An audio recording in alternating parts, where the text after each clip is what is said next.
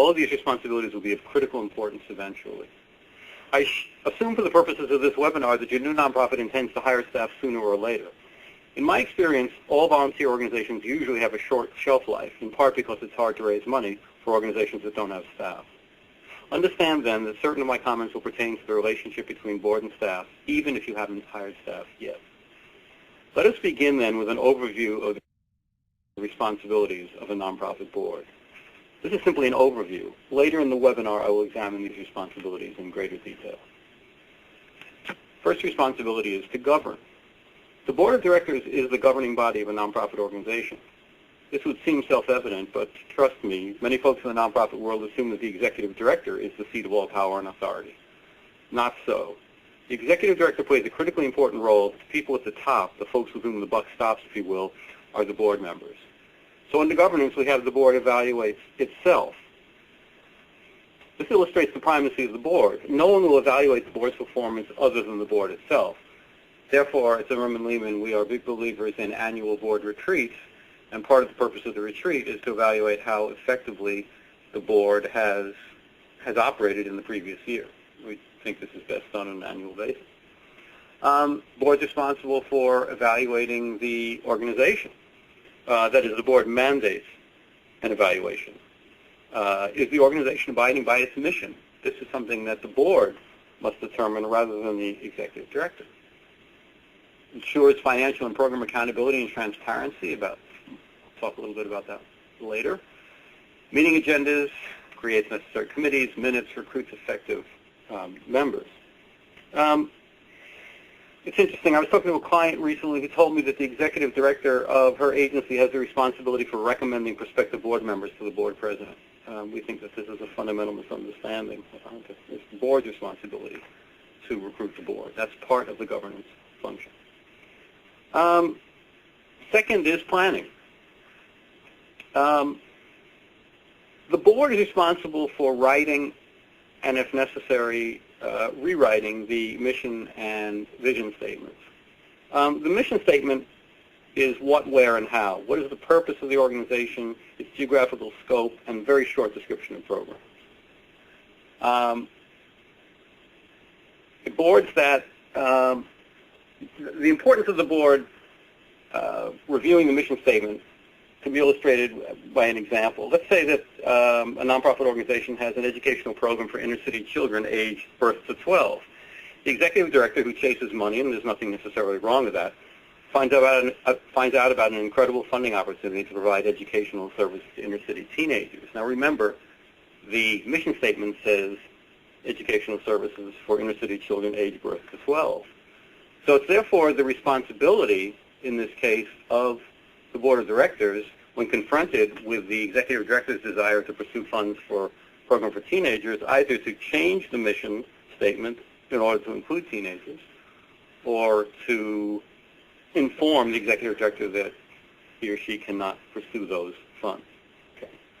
The vision statement, what would the organization look like 5 years from now if it were to function perfectly? Excellent idea. Not enough nonprofits have vision statements.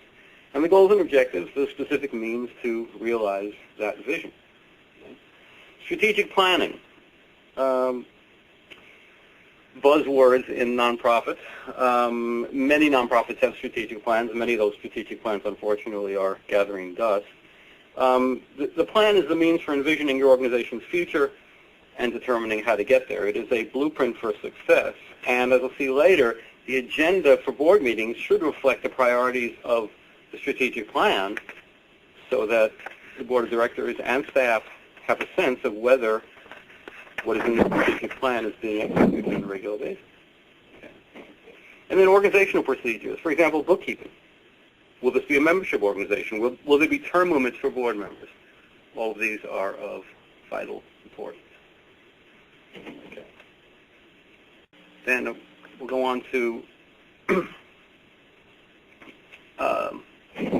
overseeing resources, fundraising, finance, public relations. We'll be talking about these in some detail a little later. At this point, simply to understand that it's the responsibility of the board to oversee the getting and the spending of money, not to make decisions about how many pencils to purchase or anything of that sort, and not even necessarily to make a decision about whether to pursue a grant from a particular foundation, but the board must be very much aware of what's going on both on the getting and the spending side. Management. The board hires, reviews, and if necessary terminates the executive director. And I want to focus on the importance of reviewing the executive director. It's extraordinary to me as a consultant how often I encounter nonprofit organizations that do not have formal or even informal procedures for evaluating the executive director. This is a responsibility of the board, and it's only fair to the executive director that he or she be, that his or her performance be reviewed on a regular basis. So the hiring, the firing, and the evaluation. Fifth is complying with the law, creating conflict of interest policies, filing required papers, acting as a fiduciary, creating and abiding by the bylaws of the organization, which should be reviewed periodically by the board, just as the mission and vision statements are reviewed. And finally, and this is the newest responsibility, if you will, of boards, or the one that boards have most recently awakened to, which is the importance of advocacy. That is, the board should help to get the organization a higher profile in the community by advocating on behalf of the organization, should advocate on behalf of clients, and then advocate on behalf of a specific board member's community. What I mean by that is, let's say your nonprofit organization serves a 6-county area, and you as a board member live in the northernmost county. It is your job to make sure that the organization provides services in your county in addition to the 5 others. So advocate for the organization, for the clients, and for the community that you represent.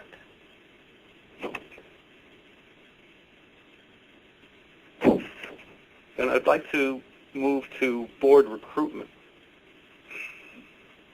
Please understand, the bedrock of participation on the board of a nonprofit is, of course, knowledge of and belief in the work of the organization. This, however, is only a starting place. The road to hell is indeed paved with good intentions. We need to make sure that we recruit members to the board with the skills necessary to ensure that the organization's health and staying power are there into the far future. Therefore, rather than what we term anecdotal board recruitment, i.e., I just met someone I think would be a good board member, that we recruit strategically, i.e., certain skills, walks of life, professions should be represented on the board, necessary diversity, ethnicity, gender, sexual preference, and so on. And what we advocate is running a grid. The nominating committee of the board assesses the board on an annual basis to see where the strengths are, but more important, to see what is missing, and then, determine what the needs are and develop profiles specific to that. And the profiles could be as specific, let's say, as an accountant from a minority population from the western part of our target area. We need an accountant on the board to help us answer certain kinds of questions. We would like a certain minority population representative that isn't, and we would like geographical diversity, so we would like the western part of our target area to be represented. Really should be that specific. And then it's a question of going out and talking to folks and making the effort to interest them in joining the board. Now, this is a list of skills that most boards need. Obviously, business savvy, and it's a homily that nonprofits should be run by like businesses, or should be run the same as businesses. They're not exactly businesses, but certainly there should be an understanding of the rigor that the for-profit side brings to its work, and that rigor should be reflected in the nonprofit sector, and having business people on the board makes a whole lot of sense. And most of these are self-explanatory, but I want to mention, fundraising is there.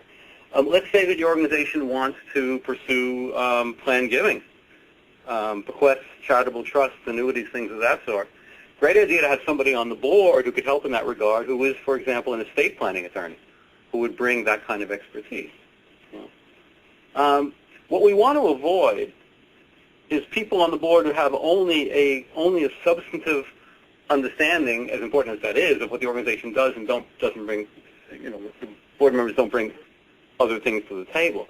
An example: a small modern dance company, everyone on the board is a dancer or a choreographer or a friend of the founder of the organization, and that's fine as far as it goes. But it seems to me that in order to, say, get some business expertise, why not consider recruiting to the board the manager of the branch where that dance company does its banking? Interestingly, the reaction I get from my clients sometimes in this regard is, what could a banker possibly know about dance? Which is wrong-headed in two ways. One, that the banker might know a whole lot about dance, but more important, it's a misunderstanding of the function of the board to say that all we need on the board is substantive expertise. That is a start, but it is certainly not a finish. Okay. So other considerations. Again, community representation. Here, not simply geographically, but the community that is being served by the organization. Does the board reflect that community? Legal aid programs that get federal funding from the Legal Services Corporation are required by law to have a certain percentage of people on the board who are client eligible. That is, that these are people who qualify to get legal aid. Something for your nonprofit perhaps to think about as you're setting it up is whether you want to see the community that you're working on behalf of represented on the board. And it seems to me that's almost always a good idea. Social and philanthropic, you want run in the right circles and have people who are interested in giving money. And board recruitment is so important here because if one or two people run in those circles, if you will, and then are willing to talk to their peers and host parties and so on for fundraising purposes, it'll make an extraordinary difference. Political, some can be controversial, but if there are political people, political representatives who would be of value to your organization, consider them. Star power, it's very, very important here. The higher the profile your organization has in the community, the easier it's going to be to raise money. And so if you have some, home run hitters on your board of directors, it can make all the difference. And then, of course, the diversity that I mentioned earlier. And this is important not simply because it's a good thing to have a diverse board, but because more and more funders now are insisting on diversity on the board of directors, as well as, by the way, insisting on 100% board participation in giving money before they will consider making a grant. So worthwhile in that regard as well. Okay. It's useful to brainstorm amongst current board members about folks who would be effective new board members. But if that's not sufficient to your purposes, there are some other means at your disposal indicated here on this, on this slide. BoardNet USA, a national board matching program with over 10,000 candidates in 47 states. VolunteerMatch.com. And then minority-focused organizations, if you are interested in diversifying ethnically. So do check into all of those. Okay. Now, in setting up your new nonprofit, it's very important that you have a board job description, a written job description. It's a volunteer position, but it is as deserving of a job description as a paid position. And the beauty of a job description is that you can place it in front of a prospective board member and say that these are the responsibilities of board membership, and are you willing to accede to these responsibilities? If the answer is no, then probably that person is not going to be appropriate for the board. He or she might be invited to join a board committee because committees should be made up of non-board members as well as board members. But it's very important that board members understand what their responsibilities are. So this would include something, for example, meeting requirements. How often does the board meet? Are board members expected to serve on one committee or more? What are their responsibilities in terms of giving money and getting money? What are the desired skills and traits that they should bring? Is there a conflict of interest policy? They should be aware of that. And so very important for your purposes when recruiting new board members, which you will be doing in setting up your new nonprofit, that you have a written job description so people understand what the job, if you will, involves. Okay. Now, once you have identified a particular prospect, that is, you've done your brainstorming and you've determined that it would be a good idea to have an accountant, minority person from the western part of your county, well then what you should do, understanding that, is then brainstorm amongst the current board members and other intimates of the organization to figure out what individuals would actually fill the bill here, and then contact them and meet with them. With the understanding that you're meeting provisionally, you're not meeting to offer them the board position, you're meeting to to invite them to consider joining the board might not work out, and certainly don't want to assume that whoever you meet with is going to be a desirable board member. You have to be able to occasionally say no, but I would hope that your recruitment was sufficiently successful that most of the time you would invite someone and he or she would say yes. Board orientation and training. Very important. I served on the board of my child's school some years ago, and I was delighted to be asked. I attended my first board meeting. I was introduced to the other board members. I sat down, and suddenly acronyms and concepts were flying around, and no one defined anything for me. And it literally took me a year to catch up so that I could be a fully functioning board member. Well, that was a terrible waste of my time and the resources that I brought. And so orienting board members to their responsibilities, giving them copies of bylaws, copies of minutes from the 3 most recent board meetings, having a buddy on the board who introduces the board member to the other board members and is available to answer his or her questions. All of this is very, very important to make sure that person hits the ground running. Okay? Very important. Okay.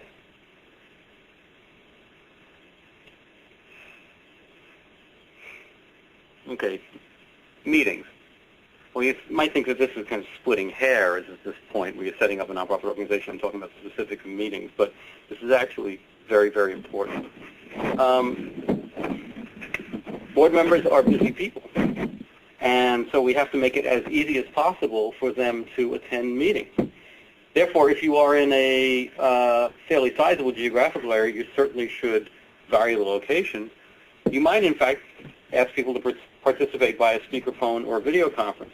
And you should check with the Secretary of State in your particular state about laws pertaining to this. California law, I'm quoting now, states that, quote, members of the board may participate in the meeting through use of conference, telephone, electronic video, screen communication, or other communications equipment.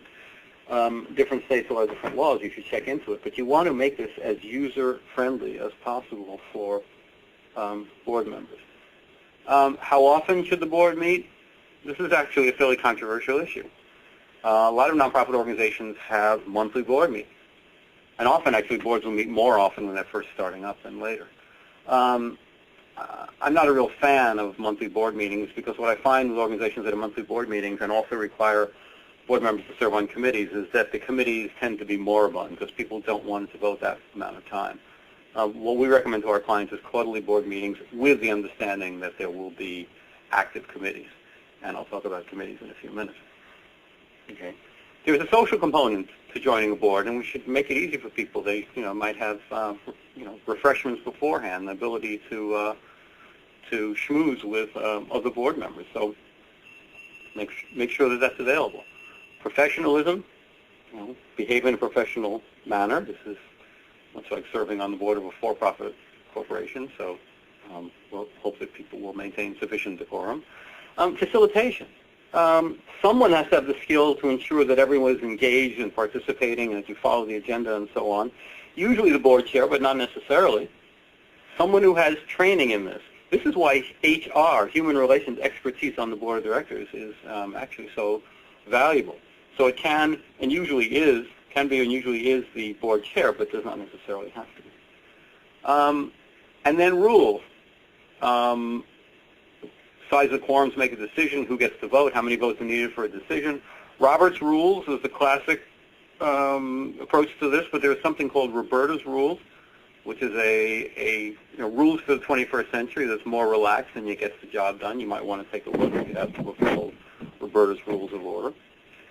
But in any case, make sure that the meetings proceed quickly enough so that people don't get bored or antsy, but that you cover all of the items that need to be covered.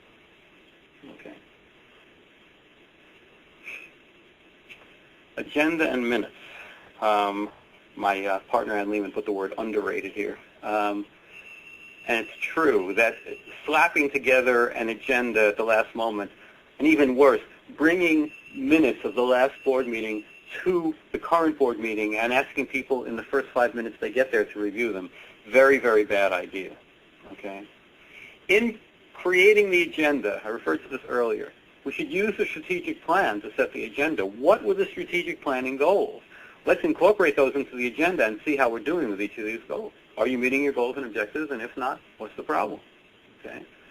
Staff and committee reports can be written up in advance, and obviously the minutes of the last meeting should be written up in advance and should be sent out a minimum of a week before the meeting. One would hope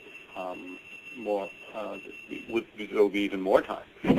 A consent calendar, those of you familiar with the term, what this means is non-controversial items can be lumped together and can be passed together as on a consent calendar, unless a board member says, I want to take that item out of the consent calendar and I want to consider it separately.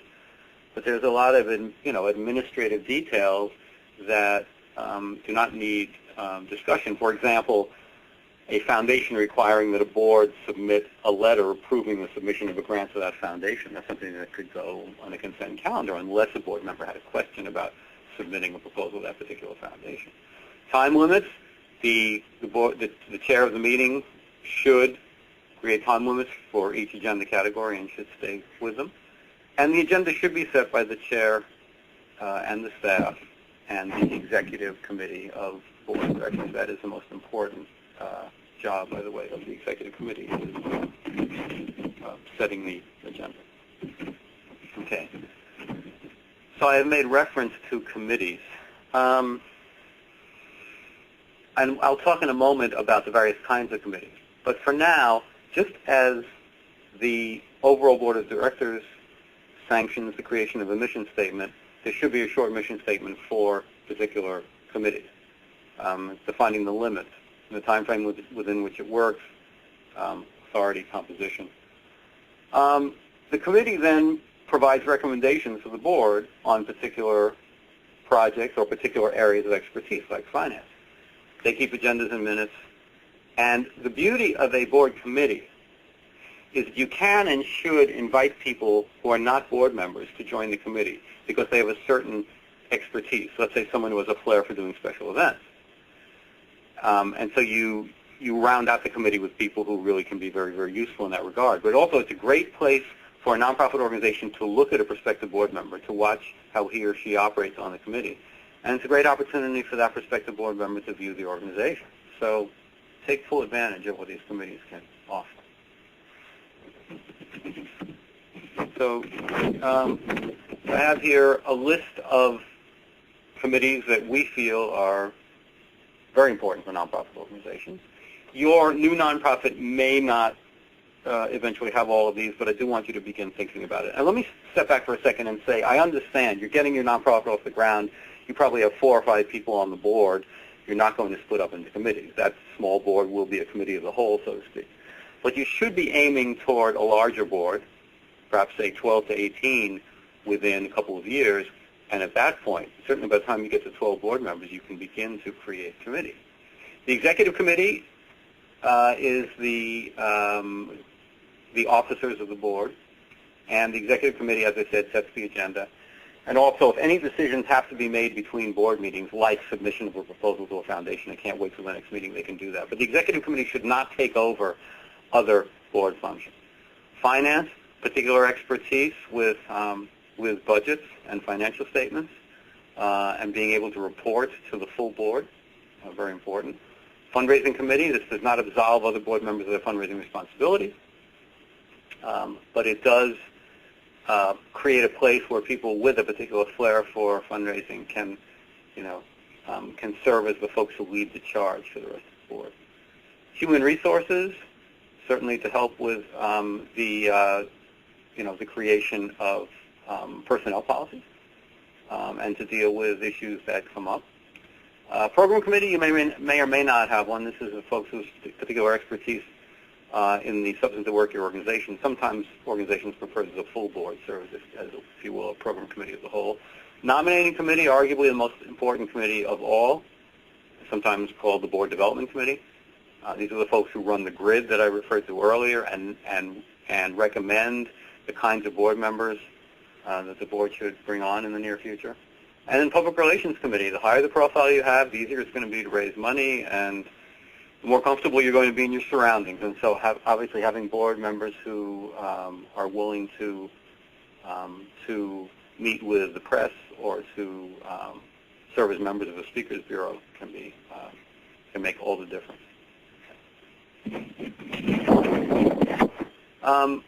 Financial controls, very important. It's interesting. Board members get a bad rap for not doing enough fundraising. But in my experience, they have even more difficulty, or they're even more wanting when it comes to financial oversight. The board's role is to oversee the financial control and budget planning process. Board members have to learn how to read financial statements, understand what an audit is, understand how to develop a budget, and there are places that one can secure assistance and training in this regard. Okay. Do not delegate this only to the treasurer. Have to set up professional financial procedures and controls, and every board member has to understand them. The board approves the budget.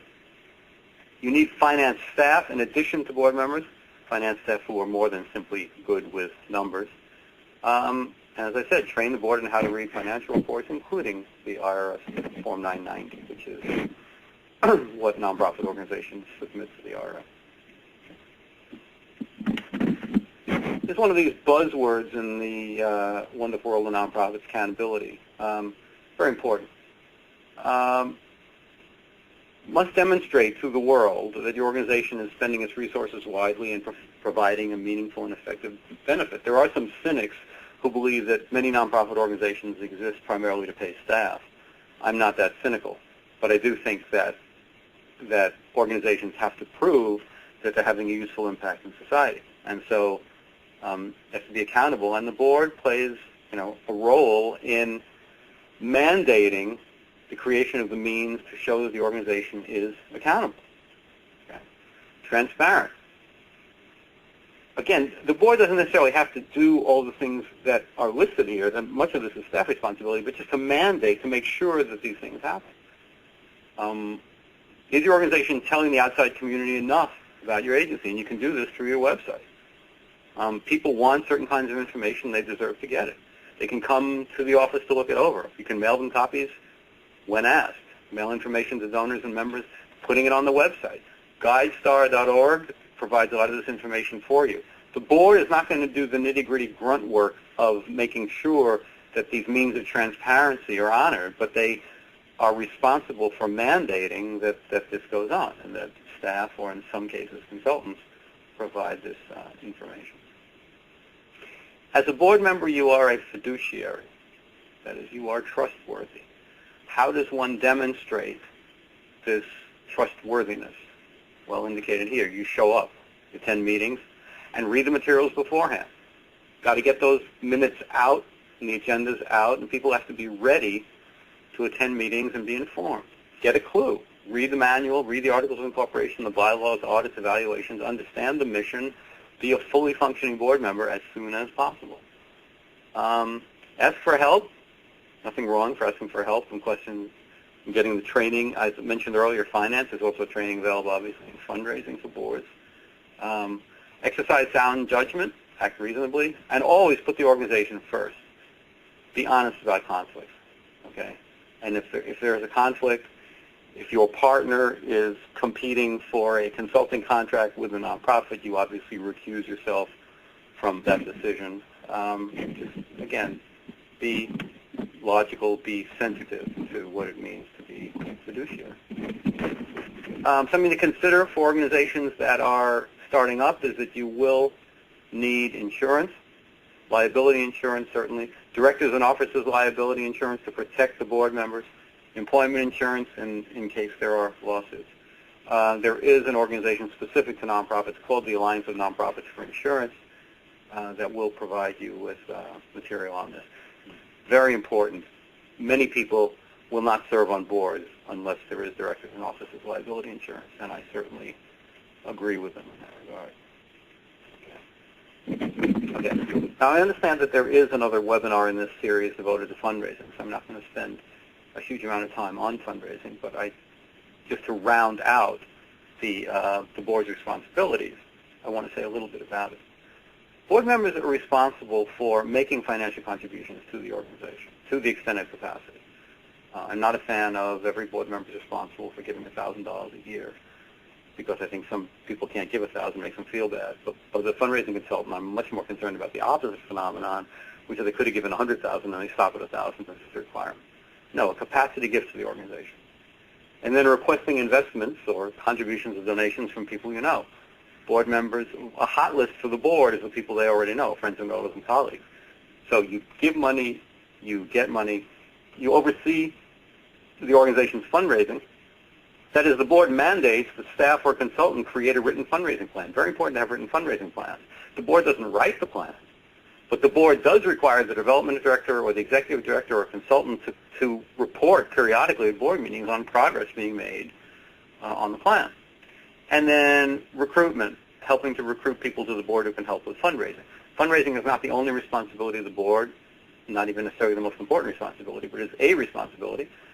And we hope that that you will consider ability to give and get money as one of the criteria when considering new board.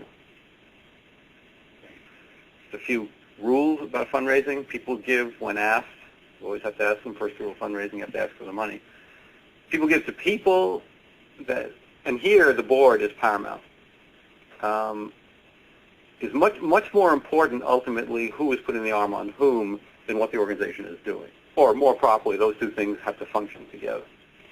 If you're new to the nonprofit world or new to the setting up a nonprofit organization, you have to understand that just because the organization is doing wonderful work, the money's not going to flow in the door. There's a lot of organizations that are doing wonderful work. We have to be positioned the right people to ask the right other people. Hence, so much of what fundraising is about is board development. People give to strength. That is, they want to invest in a successful enterprise. They don't give to a hole in the ground. They don't give to your need. They give because your organization is doing wonderful work, and with their money will do even more wonderful work into the future. People give from their perspective, meaning that for donors, a particular aspect of what your organization does may well be more exciting than another aspect, and so as fundraisers, we have to make sure that what we're asking for from a donor corresponds with what he or she is interested in. People love to give away money. I've been in this business for 35 years as either a staff person or a consultant. I would not have been if it weren't for this, that there is something warm and wonderful that comes over people when they give money to nonprofit organizations. It's one of those rare win-wins in life. The person feels good about giving the money, and we do good work with the money they give us. People are honored to be asked and thrilled to give. And finally on this list, people need specifics. Vagueness kills fundraising. We need specificity. You should view a fundraising proposal the way a for-profit company views a prospectus when they're going to a venture capitalist for funding. What specifically is going to happen as a result of this person's investment, if you will, in your nonprofit organization, including what benefits or perks might he or she get as a result of that as well. Okay. What gets in the way in fundraising is that people are fearful. It's the rare person who says, I really like fundraising. And it's even rarer person who says, I love doing fundraising face-to-face. So people are scared of doing the asking because they don't know how to do it. They're fearful of being rejected, even though the most common response in fundraising is going to be no. If we do it right, we'll have more than enough positive responses to give us the psychological wherewithal to go on. And then they fear the quid pro quo. If I ask my friend Harry for a gift to my nonprofit, what's going to stop him from asking me for a gift to his favorite nonprofit in 6 months? The answer is nothing. But I would hope that we care enough about the nonprofits on whose boards we're sitting that we are willing to do the fundraising and let the chips fall where they may. Okay.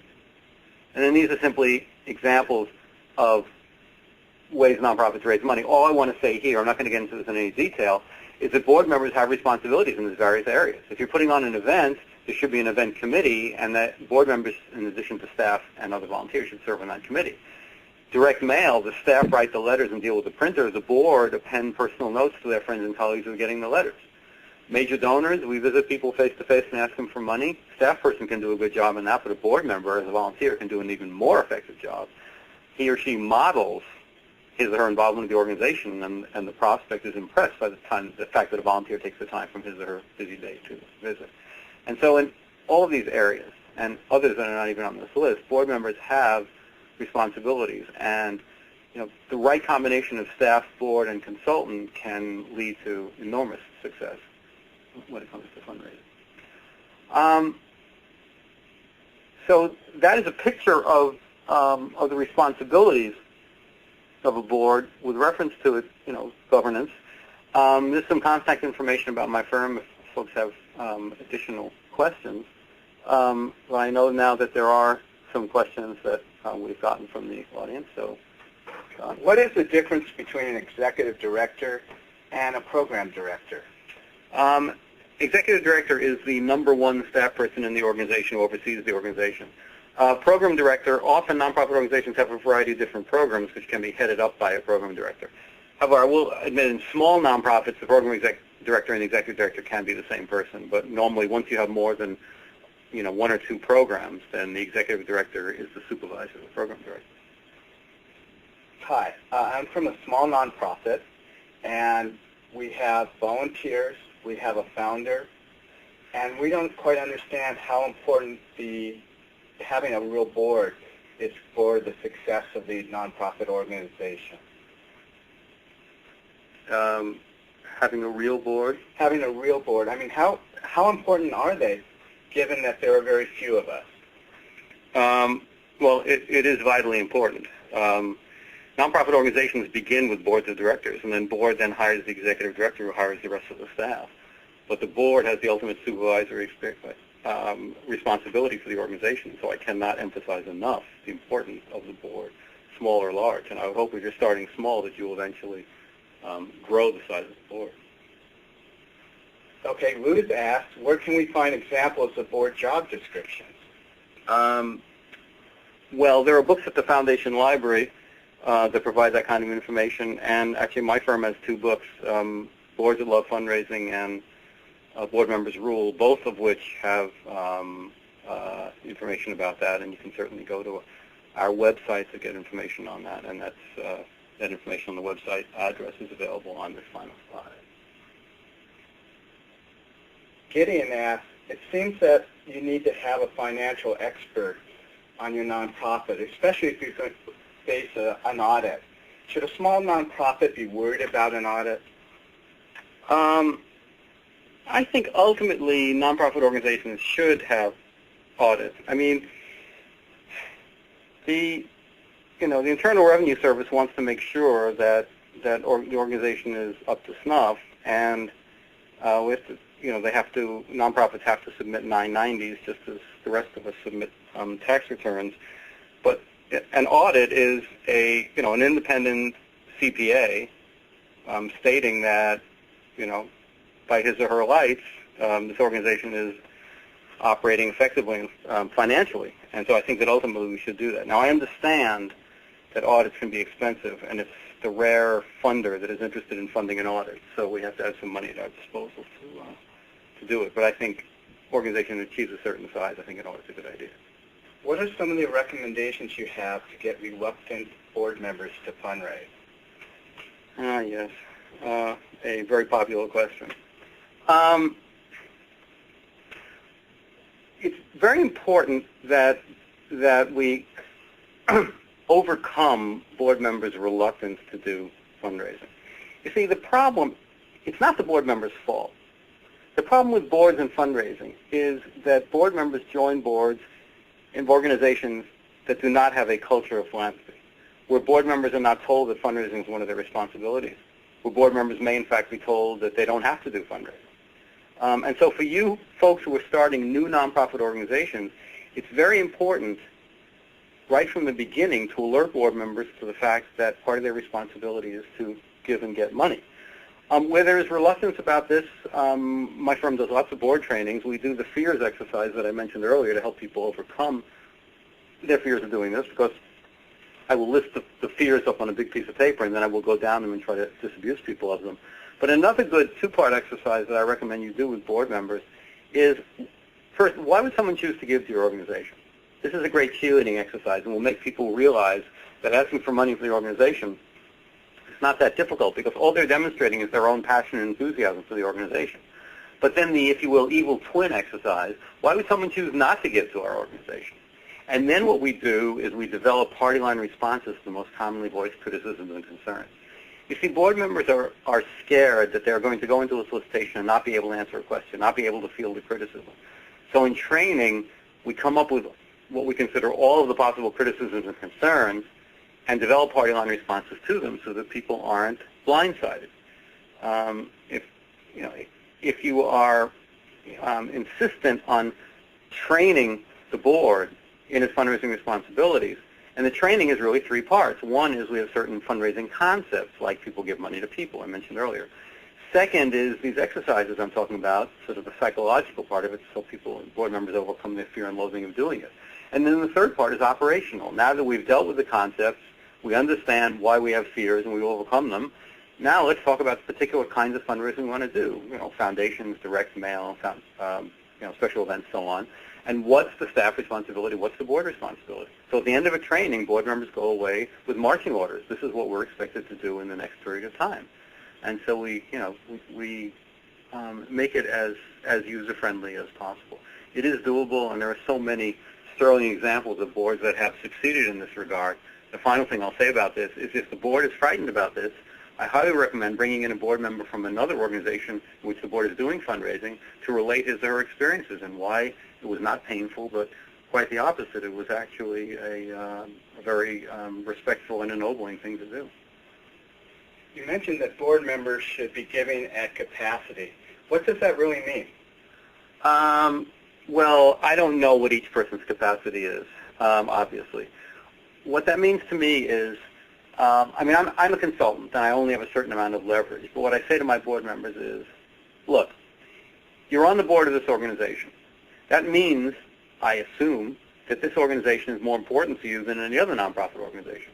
Therefore, I would hope that the financial contribution that you make to this organization is the largest that you make to any nonprofit in this calendar year. And for some people, that'll be $50, and for some people, it'll be $5 million. I mean, people's capacity is different. But it should represent the largest contribution. I mean, what is really going to indicate that, that you care enough about the organization that you're putting money where the mouth is. And if you do solicitation, face-to-face fundraising, let's say major donor campaign, prospects don't usually say to board members, how much did you give? But they may well say, did you make a gift to this campaign? And the right answer is yes, and it was the largest gift I ever made to a nonprofit, but that's how much this nonprofit matters to me. Or yes, it was a real stretch for me, but I really care about the organization. And so it has just a tremendous positive impact. Bob, you have one more question. We understand that the board and the executive director are related. What should be the staff role with board relationships? Staff other than the executive director? Other than the executive director. Well, I think it's very important. Some nonprofit organizations have truly run aground with staff people who are trying to make end runs around the executive director and set up meetings, let's say, with staff with particular board members. The executive director is the conduit. The executive director is the relator between the board and the staff. The staff goes through the executive director. Now, if the staff has issues with the executive director, then they can, in fact, go to the personnel committee of the board. Now, there should be, this is something I mentioned earlier, there should be a grievance procedure, written grievance procedure if staff feel that the executive director is doing them wrong. And so that's one case where, in fact, staff would have a court of last resort from the board. But short of that, if the staff wants to relate to the board, it should be through the offices of the executive director. Thank you very much, Bob. My pleasure.